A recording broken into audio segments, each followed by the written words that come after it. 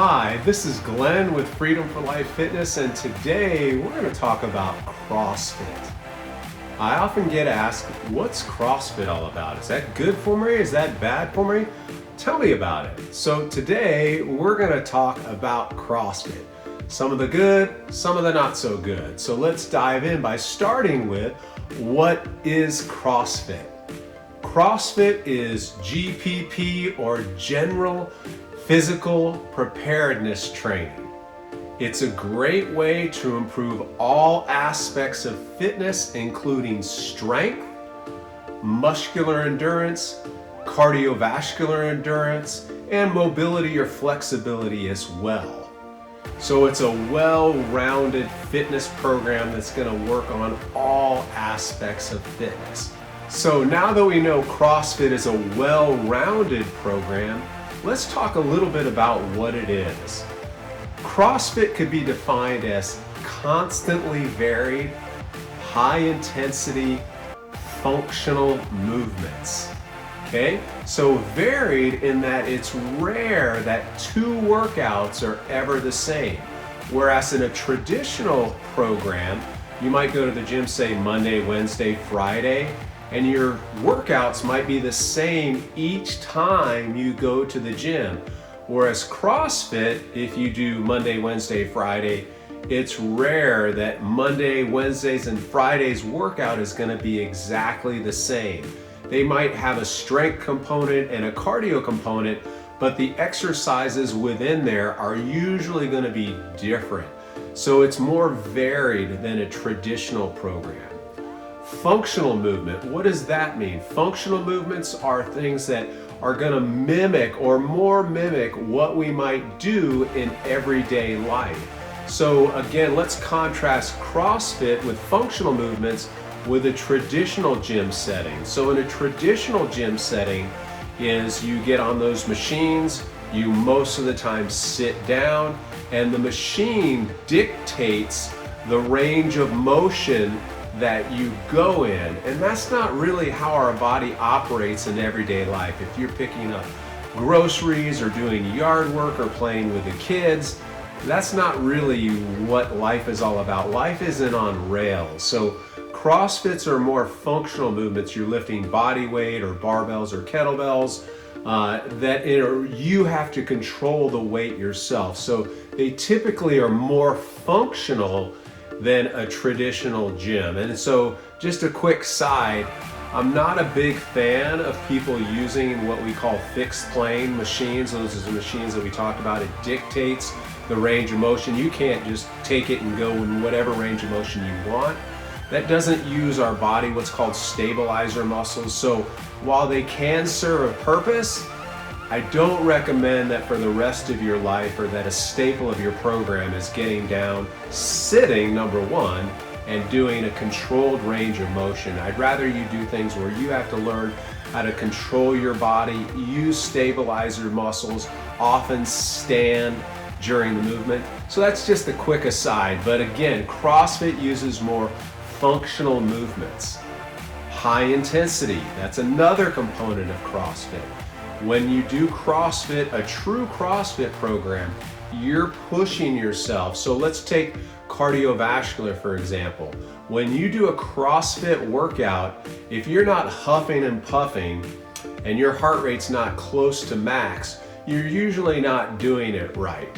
So for example, if the CrossFit workout of the day incorporates running, you want to be running where your RPE, that's your rating of perceived exertion, is at an 8, 9, or 10 on a 1 to 10 scale. You want to be working hard or very hard to do it correctly. And we know physiologically that for you to maximize improvements in your cardio or your strength for that matter, you have to go close to about as far as your body can go.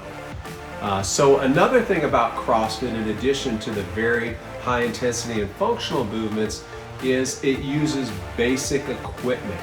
A traditional gym, as we mentioned earlier, you might go in and they might have 50 different machines that do a variety of different motions. In CrossFit, you're not going to find a wide variety of equipment. You're going to find some barbells, you'll find some kettlebells, you'll find some rings, you'll find pull-up bars, you'll probably see a rower, maybe even some dumbbells, jump ropes, but you're not going to see elaborate fitness equipment that costs thousands and thousands of dollars and 50 or 60 different machines. It's going to be basic equipment. And really, the number one thing in terms of equipment is you. Your body is the machine on a lot of different exercises in CrossFit. So, those are some things and characteristics about CrossFit. Okay, so now we know a little bit about what CrossFit's all about. Let's talk about some of the pros and cons of a CrossFit program. Let's start with the pros. One of the things is in CrossFit there is a community. So there's a CrossFit community where other people are going to be working out beside you, and that builds camaraderie. Often for many people it allows you to push harder. Another pro is it does provide you with a high level of well-rounded fitness. So if you want well-rounded and you want a high level of fitness, really CrossFit is about the best game in town, so to speak. A lot of times in my programs when I develop for clients, I use a hybrid approach. So I'll use some of the principles as well as more traditional principles, but it always goes back to what an individual's needs are and their goals. Some other pros of CrossFit is it does work on mental toughness. So you have to be tough mentally to push through a hard CrossFit workout. So it gives you a sense of accomplishment. It helps build mental toughness. Another thing that's positive is it has portability. So a lot of times your traditional gyms with all the equipment that I've talked about, you can't really move that around, so you're kind of locked into going to a gym with that equipment. With CrossFit, with your own body weight, you can take that anywhere, and then throwing in maybe some rings, and they often have pull-up bars at parks and things like that. So it's more portable. It also burns calories after the fact. We know that high intensity workouts continue to rev up our metabolism well after the workout is over. It's also time efficient. You're going to get a really good workout in a short amount of time. It's going to cover all the aspects of fitness without having to spend hours and hours in the gym. You're going to work hard, but you can get more bang for your buck, so to speak, and get more done in less time. So now that we know some of the pros, let's talk about some of the cons. Well, the first one is high intensity. And I guess this could be a pro or a con depending on where you are. I'd say most people would say it's a con because most people don't want to work out really intensely. They don't want to be out of breath. They don't want to get an extreme muscle burn. They don't want to have excessive soreness the next day. They just don't generally like being uncomfortable. So the high intensity, I put that in the con department, but again, it's a little bit subjective. Some other things is it's not for everyone. While some people with CrossFit may disagree with me on this point, as someone who has been certified in CrossFit and done this myself for many years, I don't really think it's the most applicable for the elderly. I don't think it's the most applicable for people with orthopedic problems. Also, I know just from working from people for over 30 years, there are just different body types, and some people's bodies are just more resilient to stress, whereas others just tend to get hurt more easily and more often.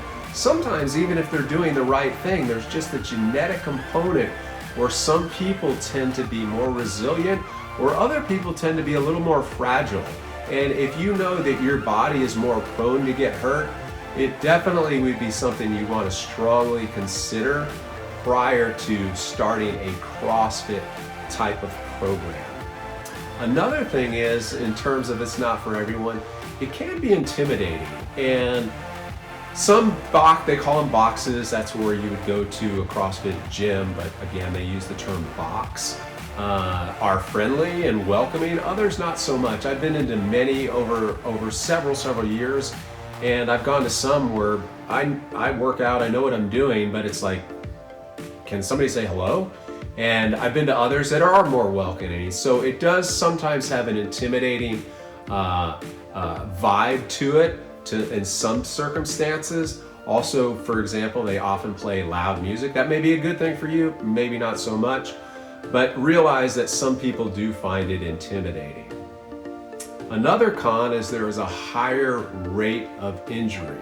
Now, CrossFit would argue that, and you could make an argument for that if you do everything just right. Maybe you can avoid injury, but here's the thing. Here's why I would say I politely disagree with that.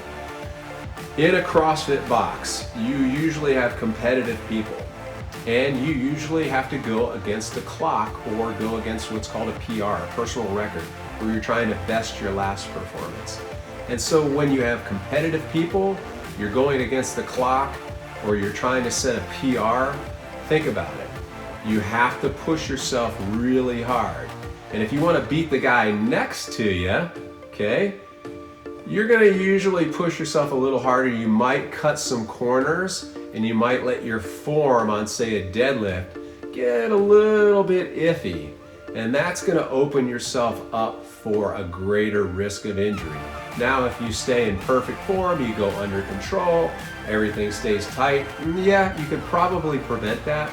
But just the dynamics of a class environment, it sets itself up for more injuries. And just anecdotally, just working with people and being in CrossFit boxes, I do see more injuries, more aches and pains. There was actually a big lawsuit from the NSCA and CrossFit where they went back and forth.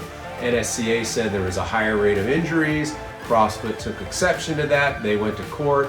And my understanding is CrossFit got the better end of the deal, because I don't think there's a lot of actual studies where 100 people went into CrossFit and 100 people went into a traditional gym, and then they measured the injuries. In addition, another thing I put in the con department would be complex lifts. And not all of CrossFit is complex lifts, but they do have some, like the snatch. These are Olympic lifts, like the clean and jerk, or the clean, or an overhead squat, or a muscle up.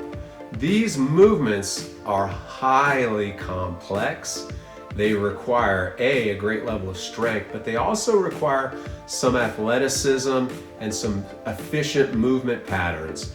And not having efficient movement patterns, not learning the proper technique, they're definitely higher risk movements. Okay, so let's talk about our bottom line with CrossFit. First, there's positives, there's negatives. It's great if you want to build a high fitness level that incorporates all aspects of fitness. It can help you become more athletic and is better or more designed for people who tend to have athletic bend. It's prone to be more problematic for injuries. It tends to be a little bit better for the younger demographic. It's good for people who are competitive and like to work hard. So those are some of the bottom line or some of the summary points of CrossFit. Personally, as I briefly mentioned earlier, is that I use a hybrid approach where I use some of those principles, but not a pure, strict CrossFit type program. And so that's something you might want to consider too, is using some of these principles in your training program. This is Glenn, and we'll see you next time. Thanks for watching. If you like this video, give us a thumbs up below and subscribe to our channel. Also, head over to freedomforlifefitness.com and learn more about how we can help you reach your health and fitness goals.